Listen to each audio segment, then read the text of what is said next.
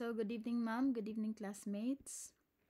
So, my report is all about the renewable energy sources, particularly the wave and tidal energy, and second is the biomass energy. So, first, let's discuss about the wave and tidal energy. So, what is the difference between wave and tidal energy? So, these are the following. First, wave energy can be harnessed from waves moving along the surface of the ocean using offshore and onshore devices or systems. While tidal energy can be harnessed from the tides, so sa atong nailhan, the high tide or low tide, or it can be called the rise and fall of sea levels.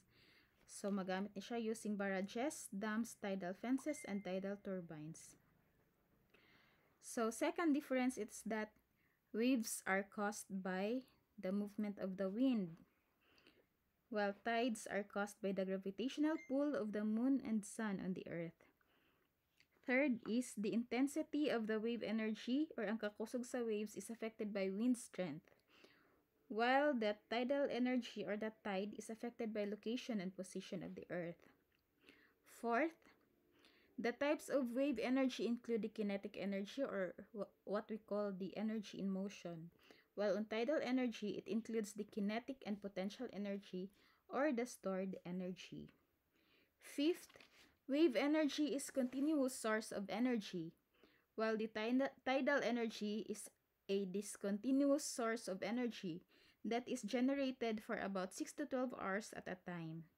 Lastly, wave energy requires extremely high startup cost to design and develop the technology required, while tidal energy requires a high construction cost but low maintenance cost. So, to elaborate about the wave energy, so how waves are formed. So, due to the differential warming of the earth causes pressure differences in the atmosphere which generate winds. So, due to the different temperature within the earth's surface, that is why nga naay mahimo nga wind. So, as wind move across the surface of open bodies of water, they will transfer some of their energy to the water and create waves. So as kung mag-move daw ko no ang wind sa surface sa water, sa ocean, mao na siya nga ma-forma or ma-create ang waves. So there are few factors that determines kung unsa ka kusog ang individual waves. These are the following. First is the speed of the wind. So kung faster daw ko no ang wind, mas dako pod ang ma-generate nga wave. Second is the time of wind. So the wave will be larger if the length of the time the wind is hitting it. Third is the distance of wind. The farther the wind travels, the bigger it will be. So what is wave energy and how is it formed? So some of the kinetic or motional energy in the wind is transformed into waves once the wind hits the ocean surface. So the density of the energy that is transported under the waves under the ocean surface is about 5 times higher compared to the wind energy 20 meter above. So kung i-compare daw kuno nato ang wave energy versus sa wind energy, mas dako gyud ang ma-generate nga energy from waves compared sa wind energy. So in other words, the amount of energy in single wave is very high. So diri na pud ta sa history sa ato wave energy. So in 1799, the first known patent to use energy from the ocean waves was filed in Paris by Girard and his son. On 1910, an early application of wave power device was constructed, while on 1855 to 1973, there were already 340 patents filed in UK alone. While on 1940, modern scientific pursuit of wave energy was pioneered by Yoshio Masuda's experiment in 1940s in Japan. So on 1973, a renewed interest in wave energy was motivated due to oil crisis. In 1980s, A few first-generation prototypes were tested at sea, and in 2008, the first experimental wave farm was opened in Portugal, which is located in Europe. So the following are the advantages of wave energy. First, wave energy is renewable because they will never run out. So unlimited maning source kaning waves. That's why it is renewable. Second, it is environment friendly. So it creates no harmful byproducts such as gas waste and pollution and or carbon dioxide. Third advantage is that wave energy is free.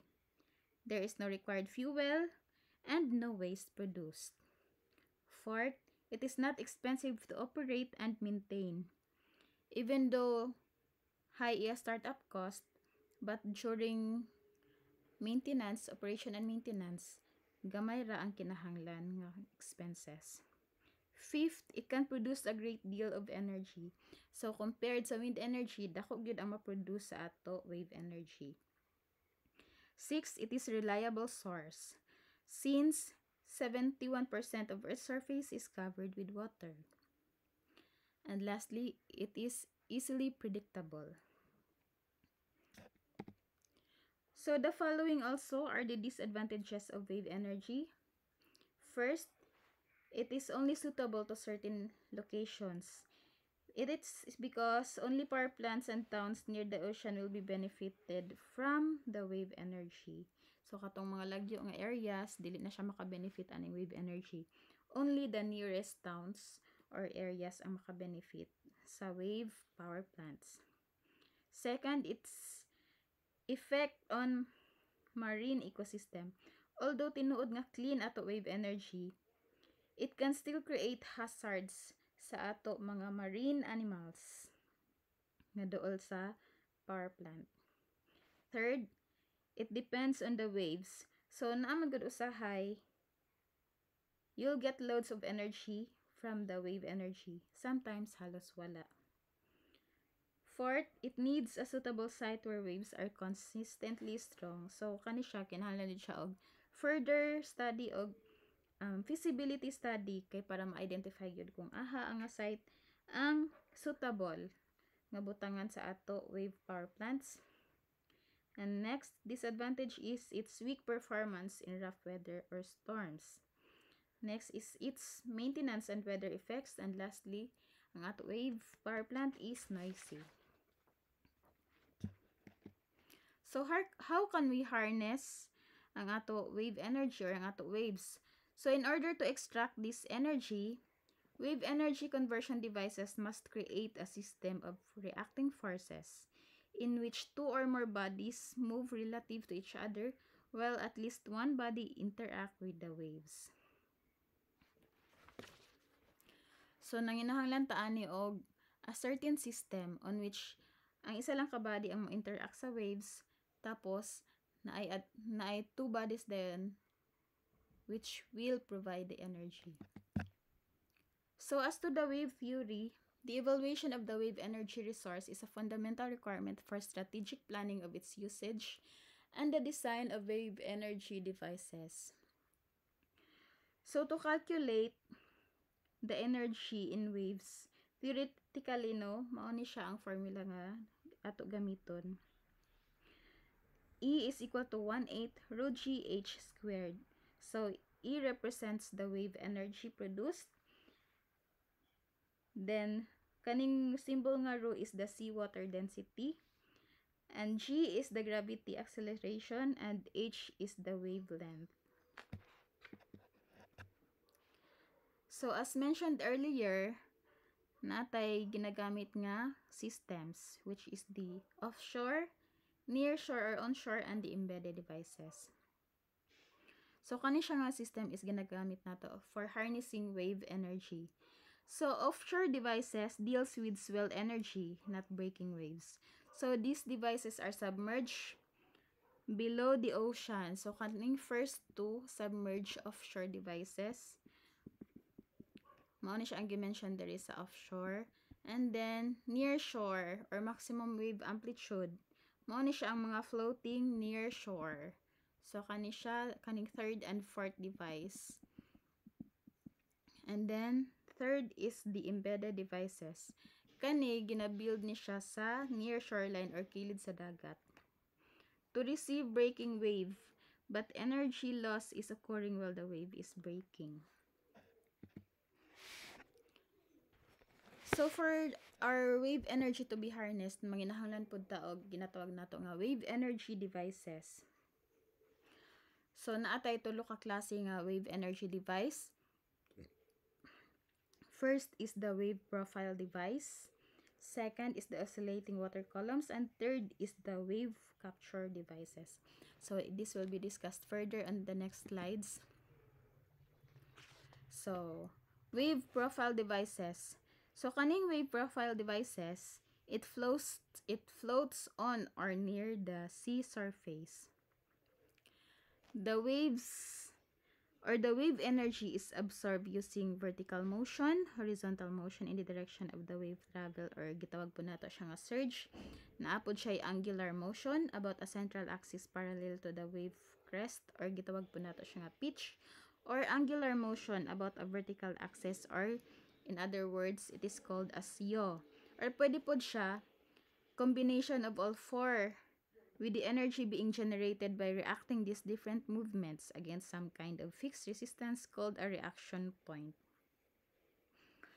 So, mao ni siya ang mga example sa ato wave profile devices. Na, as you can see, naatay buoy.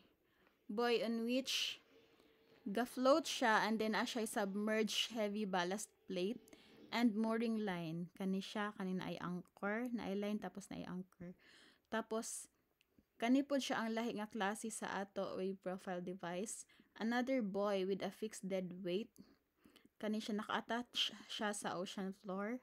And then, another wave profile device is the linear absorber, on which naka-anchor gyapon siya sa ato ocean floor. So, how can we generate electricity using the wave profile devices? So, as an example, kaning power buoy. So, power buoy has a translator.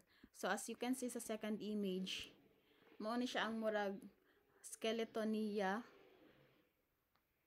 So, the power buoy has a translator, this one, attached to which are permanent magnets in alternate polarity, as shown.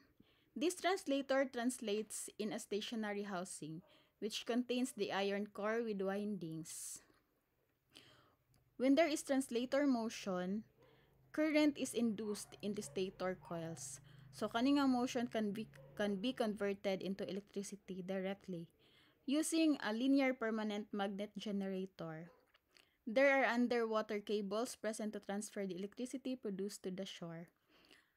So, mao na to siya, due to the translator motion, maka-generate siya electricity. So, after that, on the third image, kung maka-generate na siya electricity, those electricity will go to the cable shore, and then to the undersea substations, and then sa ato land, and to the houses, transmission lines, and then the houses. So, next device is the oscillating water column. So, how can we generate electricity using oscillating water column? So, please see the illustration indicated. So, the oscillating water column is a popular shoreline wave energy device normally positioned on two or dual sa rocks or cliffs which are next to deep sea bottom. So, naa siya opening to the sea below the waterline. As you can see here, naa siya opening para makasulod ang water, thereby enclosing a column of air above a column of water. So, sa sulod ani is naa siya air. So, they consist of a partly submerged hollow chamber fixed directly at a shoreline which converts wave energy into air pressure. So, as you can see, kung naay movement ating water, napod siya air pressure dere, which in effect will make the turbine generator rotate. So as waves impinge on the device, they cause the water column to rise and fall, which alternately compresses and depressurizes the air column. So this air is allowed to flow to and from the atmosphere through a turbine, which drives an electric generator. So every time nga musaka mo kanaog ang water, in return, there is a movement or air pressure, there is a air column, and in return pod, mutuyok pod ning turbine generator. So we have here an example sa ato wave energy converter located at Australia. So this is a 1 megawatt wave energy converter. Ang brand niya is Ocean Links. And then below is the 500 kilowatt offshore oscillating water column at Australia gihapon. So third device is the wave capture device. So how can we generate electricity using the wave capture device? So wave capture device is also known as the overtapping wave power device. Kani siya is a shoreline to nearshore wave energy device which captures the movement of the tides and waves and converts into potential energy. So different siya sa katong first two devices nga more on kinetic energy ang iya ginagamit to convert into electricity. This one uses potential energy. So the wave capture device elevates ocean waves to a holding reservoir. As you can see, ang WCD have a reservoir tapos naa siya turbine below. So the water is then turned to the sea passing through a conventional low head turbine which generates power. So to elaborate, as the waves hit the structure, so kung ma-hit niya diring ramp, mosulod siya diri sa reservoir nato. They flow up a ramp and over the top into a raised water impoundment reservoir on the device or in order to fill it. Once captured, the potential energy of the trapped water in the reservoir is extracted using gravity as the water returns to the sea via a low-head turbine generator located at the bottom of the wave capture device. So, pag makasulod na sa reservoir ang water, through gravity, mapanaog na pod ang water. Pag mapanaog na ang water, mutuyok na pod ni ato turbine generator. And in return, maka-generate po siya og electricity. So, why is wave energy better than other renewable energies? So, one reason of it is that it is available 24/7 on 365 days. Second is the availability of data on wave monitoring buoys. And third, it contains 1,000 times kinetic energy of wind. So that's all about the wave energy. Let's go to the tidal energy. So what is tidal energy? So tidal energy is a renewable energy powered by the natural rise and fall of ocean tides and currents. So the tides contain energy that can be harnessed to produce electricity. So there are two types of energy that can be extracted sa ato tidal energy. First is the kinetic energy which can be harnessed from ebbing and surging tides. So ebbing and surging meaning padulong siya o pabalik from the shore. Second is the potential energy. It can be harnessed from differences in high and low tides. So tidal power has a huge potential due to the size of the oceans and predictability of the tides. So as we know, kung kabantay ta sa ato calendar, di ba na ay nakaschedule na daan specific time. In one day na ay upat ka time, di ba, indicated sa ato calendar, which indicates two high tides and two low tides. So mao ni siyang pasabot ani sa predictability of the tides. So the time interval between consecutive low tide and high tide is approximately 6 hours kapin or 6.207 hours.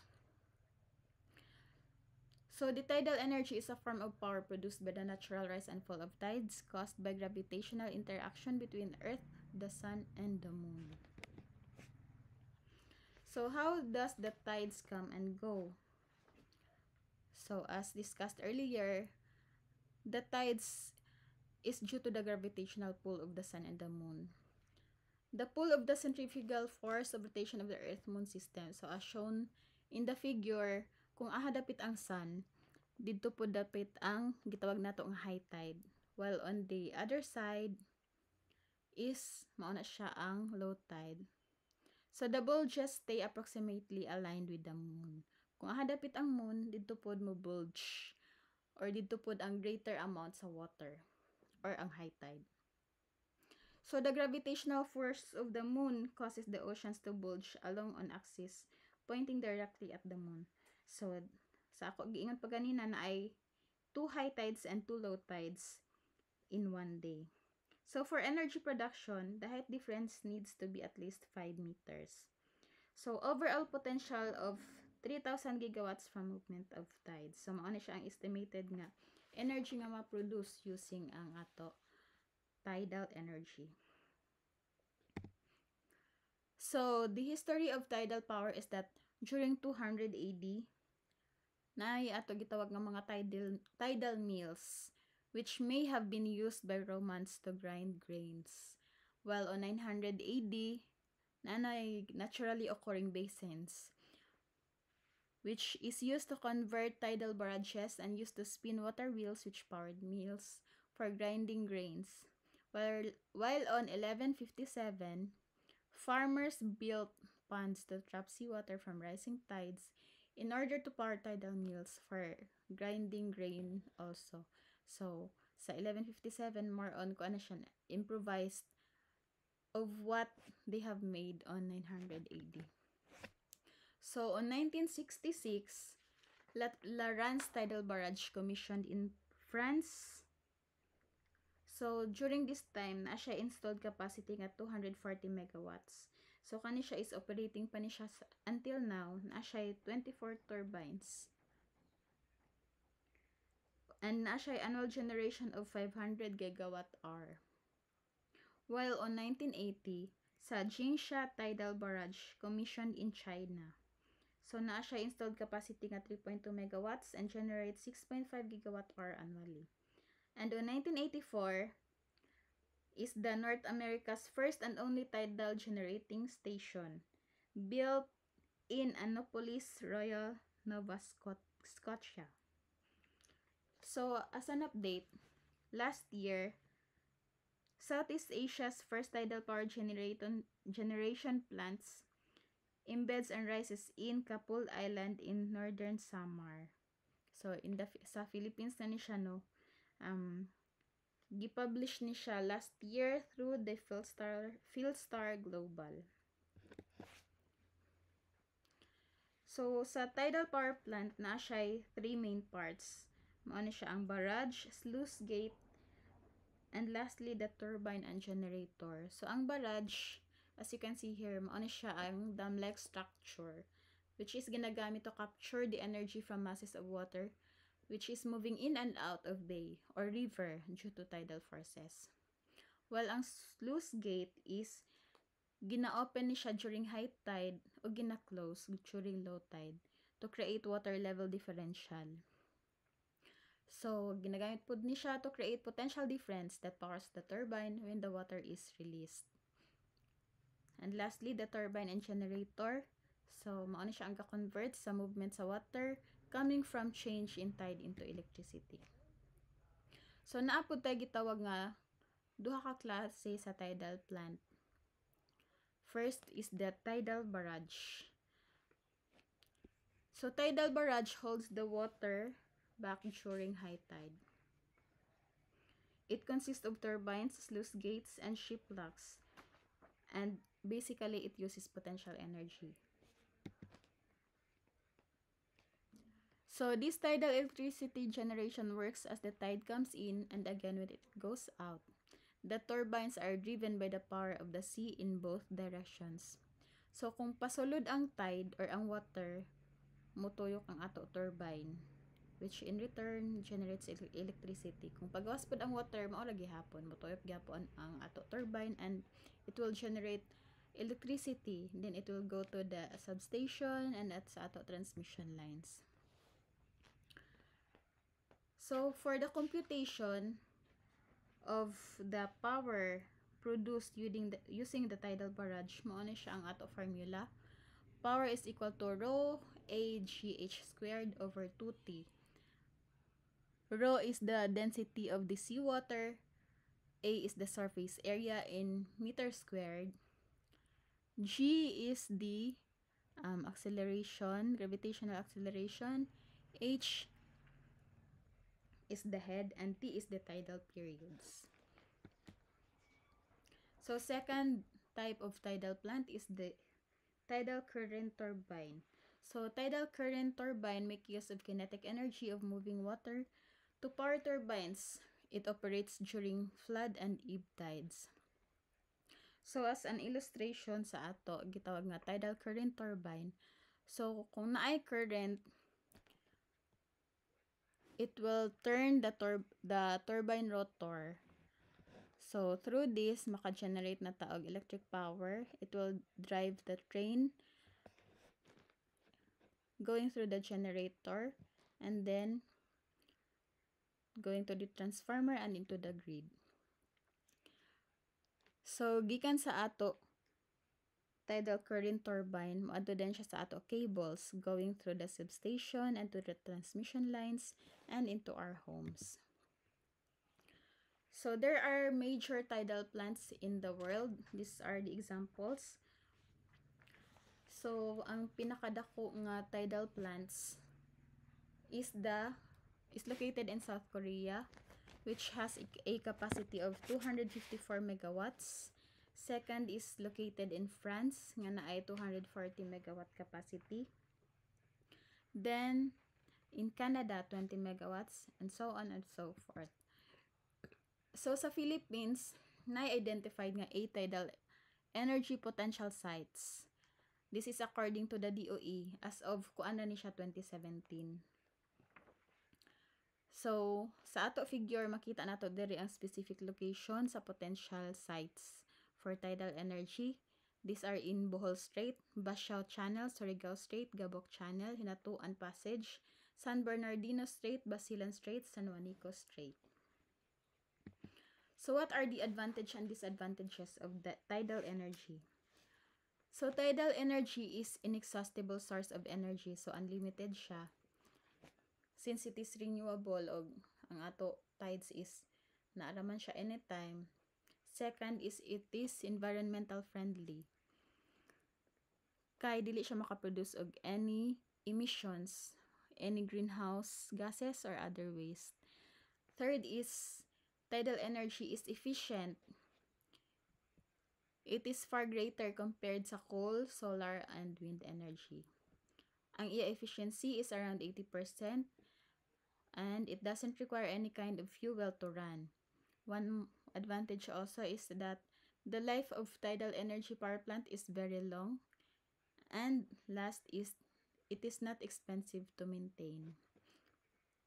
So one of the disadvantage of tidal energy is the cost of construction of tidal power plant is high. Second, naray few ideal locations for construction of tidal power plant. Third, intensity of sea waves is unpredictable and there can be damage to power generation units. Fourth, influence aquatic life adversely and can disrupt migration of fish. Fifth is that the actual generation is for a short period of time. So, tides can happen only twice a day. Twice ang high tide and twice ang low tide. So, limited lang po siya ang time nga makakuha ta og energy using the tides. Next, places where tidal energy is produced are far away from the places where it is consumed. And lastly, transmission is expensive and difficult. So, since limited raman ang location nga pwede ta makapatukod og tidal power plant, so we require transmission lines para ma-deliver ang energy sa mga urban areas or any areas nga needed ang ato energy or power. And the cost of transmission lines is very high. So conclusion, So, tidal power is a proven technology and has the potential to generate significant amounts of electricity at certain sites around the world. Although our entire electricity needs could never be met by tidal power alone, it can be an invaluable source of renewable energy.